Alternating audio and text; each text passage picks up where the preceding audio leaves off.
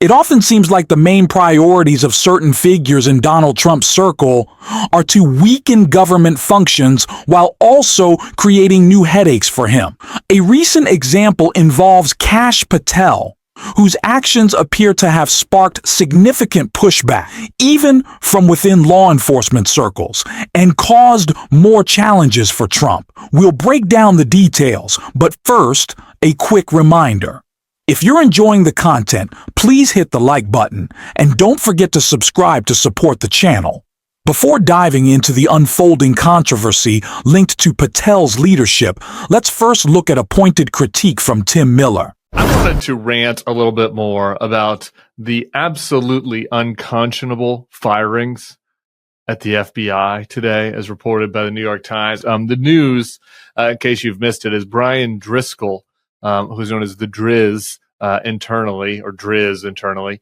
He was pushed out as of today, forced out by FBI Director Kash Patel.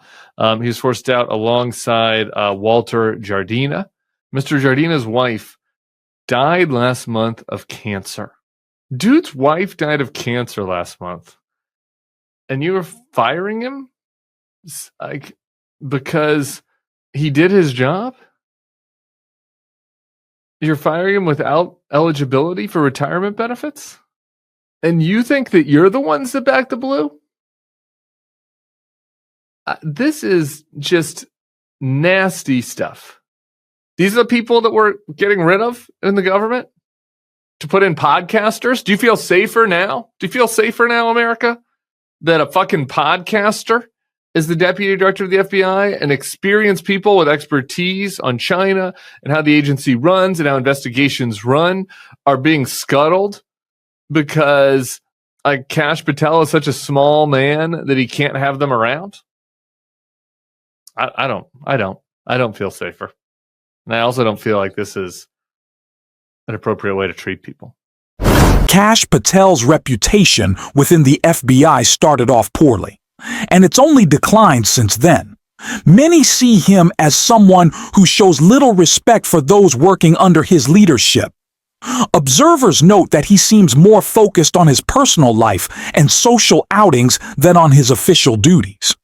Similar criticism has been directed at Dan Bongino, who's been vocal about his own frustrations in ways that haven't resonated well with many. Given this, it's no surprise that frustration toward Patel and toward Donald Trump's handling of the FBI continues to grow. This discontent is fueling more insiders to speak out. But before diving into their concerns, let's take a look at what Donald Trump has been signaling he wants the FBI to focus on. Two questions for you. Mr. President, thank you. Texas Senator John Cornin is asking for your help to force Democrats back to the state and hold them accountable. Do you want the federal government and the FBI to help locate and arrest these Texas Democrats who have left the state? Well, I think they've abandoned the state. Nobody's seen anything like it, even though they've done it twice before. And in a certain way, it almost looks like they've abandoned the state. It looks very bad. Yeah, go ahead, please. Should the FBI get involved? Should the FBI get involved? Well, they may have to. They may have to. No, I know they want them back. Not only the Attorney General, the governor wants them back. If you look, I mean, the governor of Texas is demanding they come back. So a lot of people are demanding they come back. You can't just sit it out. You have to go back. You have to fight it out. That's what elections are all about. Yeah, please. Thank you. Arresting Democrats. Yes. For not allowing Greg Abbott to carry out a mid-decade redist. Donald Trump, the guy who exclusively ran a campaign about how he was being politically persecuted, is now embracing the projection that is really necessary to be a Republican. And of course, this is leading to some serious unrest within the FBI, which we are seeing in the form of a letter speaking out against Patel, speaking out against Trump, and calling out the criminal activity that has taken place under this administration. And I want to take a look right here. Ex-government officials pen letter blasting Kash Patel's FBI purge. The Steady State group accuses Patel and Bongino of dismantling FBI independence. A group of former FBI intelligence, diplomatic, and national security officials released a letter blasting FBI Director Kash Patel and Deputy Director Dan Bongino for firing several bureau agents, saying they were targeted for not being loyal to Donald Trump. The group, which dubs itself the Steady State, claims agents Brian Driscoll, Michael Feinberg, and Walter Giardina were fired as part of a campaign to dismantle the FBI's long-standing independence while also setting itself up as a tool of political loyalty. The Steady State also claimed the agents were canned because they were not loyal to Donald Trump before accusing the administration of appointing Patel and Bongino to powerful roles, despite not having resumes that meet the basic standards to lead the world's premier law enforcement agency. It's not about reform, it's about control. The aim, it seems, is to transform the FBI from a respected, constitutionally grounded investigative service into a personal enforcement arm of a political figure. The letter reads, "We have seen these dynamics abroad. Leaders who demand loyalty from security services, not to the law, but to themselves. These regimes do not end well." The FBI has long been a bulwark against such corruption, an institution where rule of law and civil liberties are held in balance with the demands of national security. The letter continued, "Its independence is not a bureaucratic feature. It is a democratic necessity." The Steady State told their friends and colleagues in the FBI that they recognize the pressure they are under. The nation is watching and will be inspired by the FBI, and history will remember. The letter concluded, "Current and former FBI agents are pushing back against Donald Trump and Kash Patel, creating big problems for Trump. The Bureau holds Epstein files and videos Patel says are too inappropriate to release, while Trump calls them fake, a contradiction that speaks volumes. Instead of addressing this, Trump is focused on targeting political rivals, prompting Democrats like Jasmine Crockett to call for stronger pushback. In the state legislature 4 years ago when she and other Democratic members left the state to try to prevent new Republican voting restrictions. She joins me now. It's how we got to know you, really.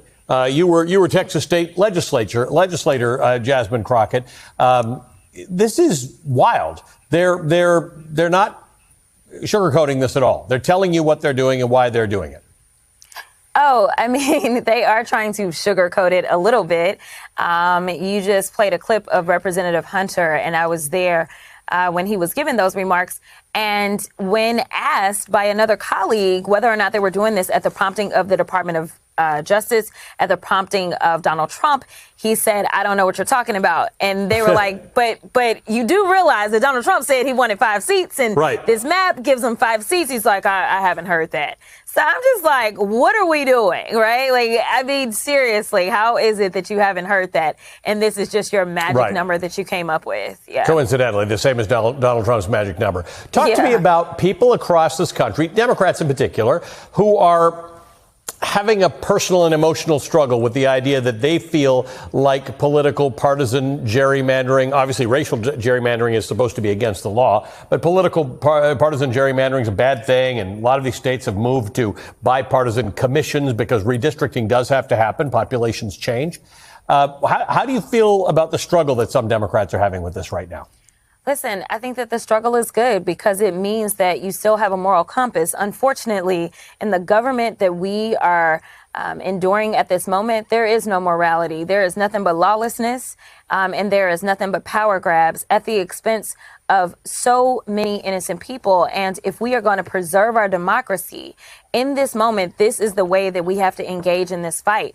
Now, Once we get control back, listen, Democrats, I need y'all to listen to me clearly when I say that once we get control back, we have to be just as aggressive, if not more aggressive than the Republicans, to do right by the people. It is time for us to rebuild the trust with the American people. Unfortunately, they did not trust us, and that's exactly why we got here. It's not because Donald Trump is so great. It's not because he put up such great numbers.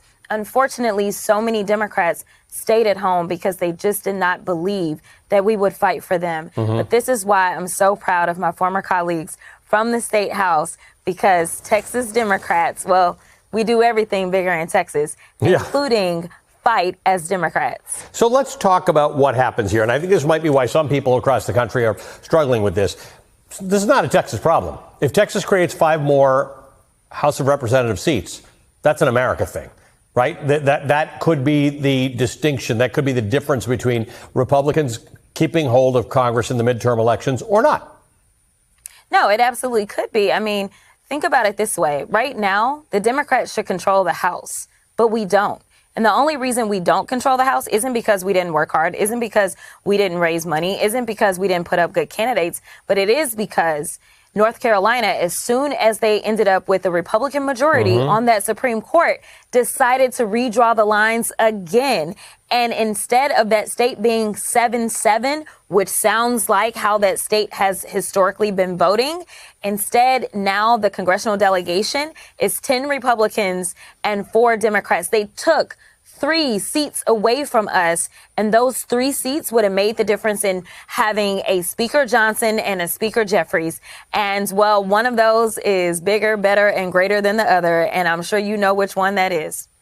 Let's talk about what the options are here. California is looking at an option that says, let's put this to a vote and let the voters say that they've got a right to do mid-decade redistricting. New York is ready to trigger a bill that says if somebody else does it, we can fight back. Illinois, of course, being particularly helpful to those Texas Democrats, who, by the way, Senator John Cornin has asked the FBI to get involved and find, arrest, or bring back the Texas legislators. Yeah, this is interesting. Clearly, my senator. Now, listen, I'm about to tell all of MSNBC a secret. I actually don't hate Senator Cornin at all. And right now, what we have is a senator who actually is a real Republican who's doing everything that he can to make it seem like he's a MAGA Republican so that he can get through his primary. But Senator Cornin, this is not him. This is somebody that sat on our Supreme Court in the state of Texas. This is somebody who typically works in a very bipartisan way, unlike Senator Cruz. This is somebody who is literally doing everything that he can to hopefully get some of that MAGA base that is riled up to vote for our corrupt attorney general, because now I'm convinced the only way that you can succeed with MAGA is you got to cheat on your wife. You got to have some felonies hanging over your head. You got to do something that makes you a little saucy before they will get behind you. And that's exactly who A.G. Paxton is. And unfortunately, he is consistently leading in the primary polls on the Republican side. And so Senator Cornin knows that the FBI can't get involved and ain't going to get involved as it relates to some little civil situation that was signed off on by the Speaker of the Texas House. But the MAGA base won't know that. Democrats must adopt the same relentless drive Republicans have shown for decades, using every tool and breaking norms to gain power, from reshaping the Supreme Court to other destructive moves in the Trump era. These outcomes didn't happen overnight. They were the result of years of calculated rule breaking. If we want to repair what's broken in our government, Democrats must be equally ruthless, matching that intensity with bold, decisive action instead of playing by rules the other side ignores. And if you want to support that, as always, you can hit that subscribe button, leave a like on this video, and if you stuck around to the end, drop a blue heart in the comments. And until next time, I will see you soon.